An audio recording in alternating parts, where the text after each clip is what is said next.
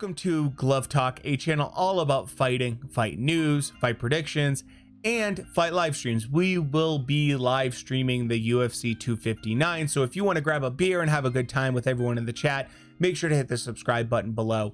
And with that said, let's get into the fight. Okay, so we have Jan Blachowicz, I believe I pronounced that correctly. I could have, maybe I didn't, but sorry if I didn't, versus Israel Adesanya in the main event. Now this card is stacked with talent. I mean, an incredible card, but I am just going to be focusing on the main event. So the way I like to break down fights is simple.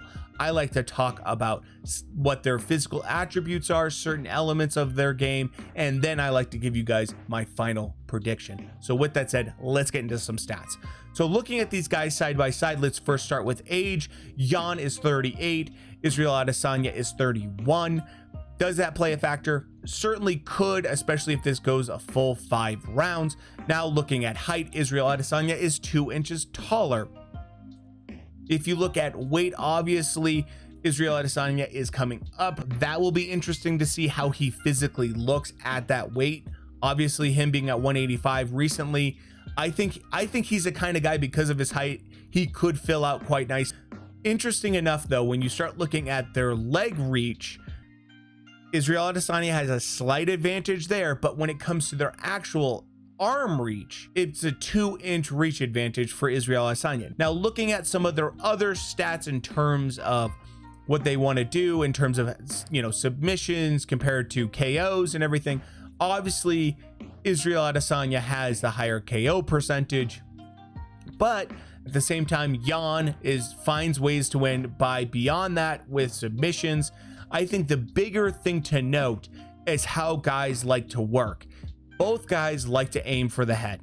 Obviously, when you look at the stats, both guys like to knock their opponent out by striking to the head.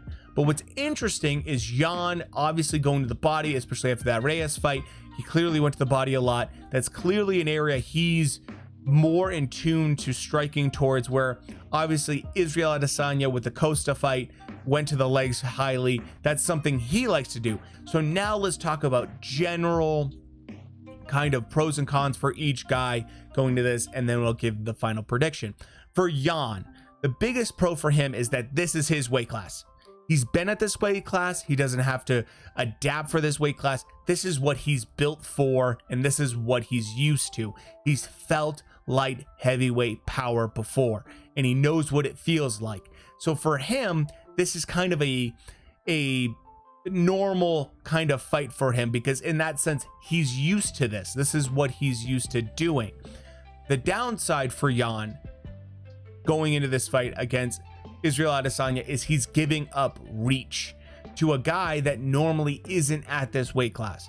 So who's, I'm gonna guess, is gonna have faster hands, possibly faster striking skills. And when you're giving up reach advantage, even 2 inches or half an inch from kicks, that's not something you want. That's not something that you really desire, especially when you're going into this fight. Now, I think if I'm Jan, I'm going to want to try to be the bigger guy, because physically he is a bigger guy. He might not be taller, but his physical build, he looks very strong at 205. I would expect him to try to bully Israel Adesanya. I would expect him to try to dominate, push him against the cage, get what he wants out of the exchanges, because if you stay at the range that Israel Adesanya wants you to stay at, you're gonna lose. Now let's talk about Israel Adesanya, pros, cons for him.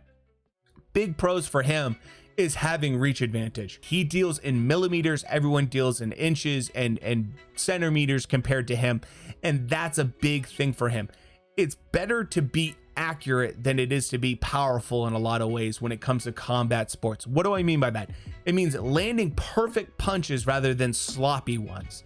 In boxing, we always talk about a boxer beating a puncher, and that is something that's, generally speaking, is a general mindset, as well as kind of, I don't want to say fact-based, but what a lot of people will root for or bet on, because a puncher has a puncher's chance, but a boxer has the skills to find the way to take away the tools that you utilize the most and then take them away from you to make you try to adapt. And if you can't adapt, the boxer or the more tactician type of fighter will always beat the puncher. I'm expecting to see a little bit more speed out of him compared to Jan.